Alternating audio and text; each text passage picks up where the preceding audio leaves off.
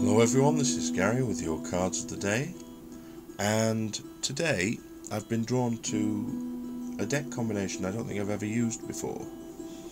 So we have the Quester Journey of the Brave deck, which is by Patricia Beattie, which is a Native American themed deck and a very interesting one as well. We have the Power Animal Oracle by Stephen Farmer, and we also have the Power of the Runes, which is a runic deck, as the name suggests. And today our first card is Inner Power. Now, just to explain, with this deck a lot of the positions and a lot of the card names have been changed, but this, roughly speaking, equates to the Strength card in a traditional tarot deck.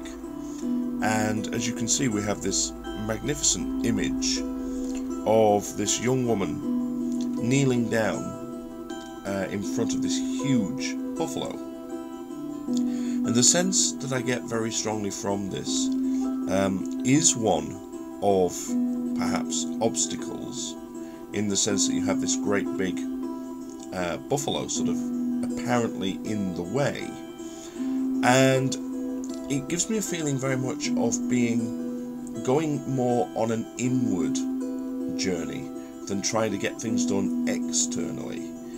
It's very much, it's almost in some respects has a hermit-like quality, in the sense that this is about your internal strength, your internal fortitude, and looking deep within you for your inner power, for your strength. But also, there is one other thing that really does come to mind with this.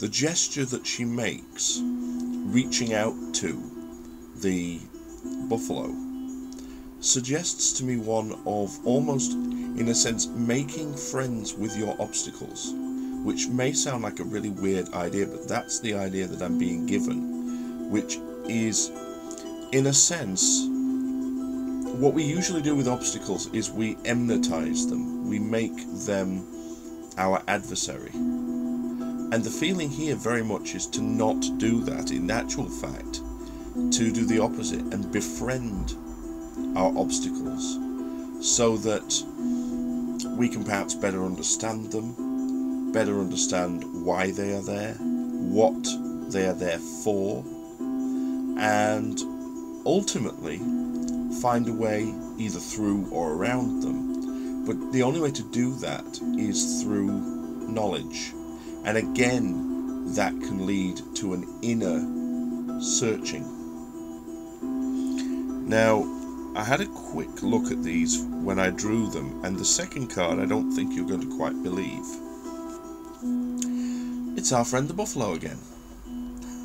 So we've had him appear now in 2 of our cards, and here he has a slightly different meaning, because also his facing is different. As you noticed in the previous card, he was facing to the left. He was standing in front of the woman as an obstacle, as a challenge, as a something to make her stop and think. Here he's now facing to the right, so he's facing, to my way of thinking, to the direction of the future. It's almost as if he's moved aside. But the reminder here, the card says abundance, and it says you are provided for in all ways. So indeed, the buffalo was a very, very significant part of providing for the native peoples of America, in the sense that from a point of view of food, from a point of view of clothing, so many different things were achieved and were got from the buffalo. It was a very, very important symbol to those peoples. So the feeling here very much is one of, in a sense, being looked after, having a sort of big brother there, in a way, to to look after us, to nurture us, to provide for us. Now, whether this manifests today as a person, or whether it's simply a feeling of, in a sense, being spiritually protected, that, you know, somebody's, to use a very corny phrase, got your back, that will obviously develop as the day goes on, and you'll see which it turns out to be. But there is very much a feeling here of being satisfied that all of the requisite tools and needs and wants today are met, they are provided for, and we have them around us. So we don't need to be wanting for things, lusting for things today. We have what we need.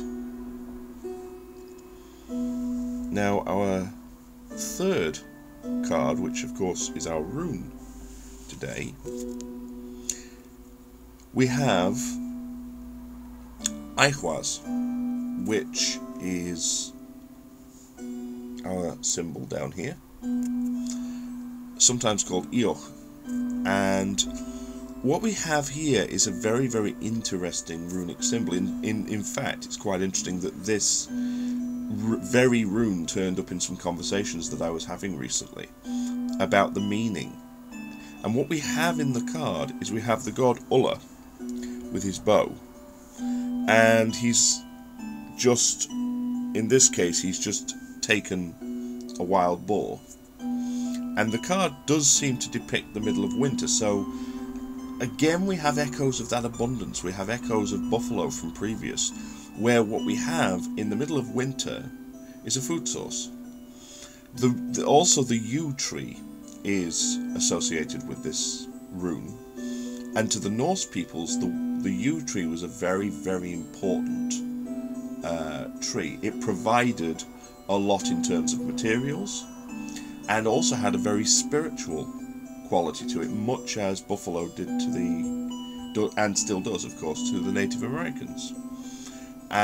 So what we've got here is again a sort of being provided for on both a mundane physical and a spiritual level. But the other thing that I get very strongly from this particular rune is this idea of cycles. Because if you look again at the shape of the rune, it doesn't matter which way up you draw it, or if you draw it on a piece of paper and turn it upside down, it's exactly the same. It doesn't have a reverse. It's one of the runes that doesn't. So here what we have is things moving in cycles, things moving in their proper time. So again, try not to rush for things today. Try not to push and force. Let things develop in their own cycle, naturally. And be content to know that they will. And they will move forwards. Because we have that protectedness, we have that provided for sense here. So if we just do a recap, this is very interesting. We start out with inner power, which does indicate to us the possibility of some obstacles or things that are making us look within, and they're making us search ourselves, and they have to be of sufficient force and sufficient size to actually stop us in our tracks and make us do that. But we need to, in a sense, befriend those obstacles, learn about them, learn why they are there and what lessons they have for us.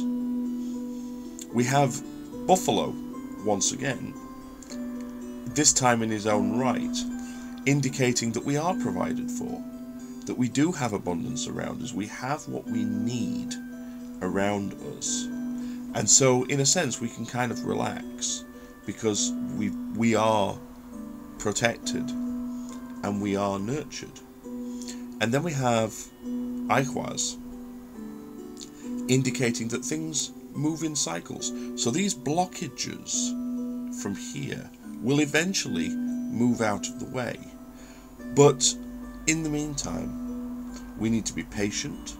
We need to understand that we are provided for and that we are protected. And even within the card itself, we have this provision of food in the middle of winter. So we do have already that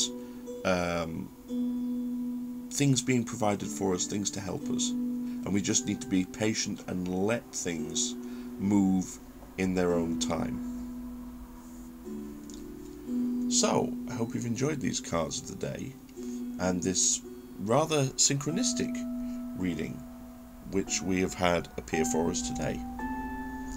Please feel free to leave me some comments and let me know how these themes interact with your day today, and perhaps what your inner journey and your buffalo of obstacles looks like. Please also feel free to check out my website, www.theseerscave.webs.com, for more information about myself, my tools, and the readings that I offer.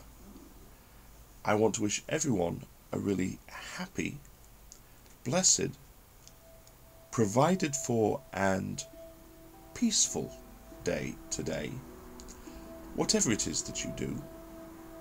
And as always, love, light, blessings, and frith to you all.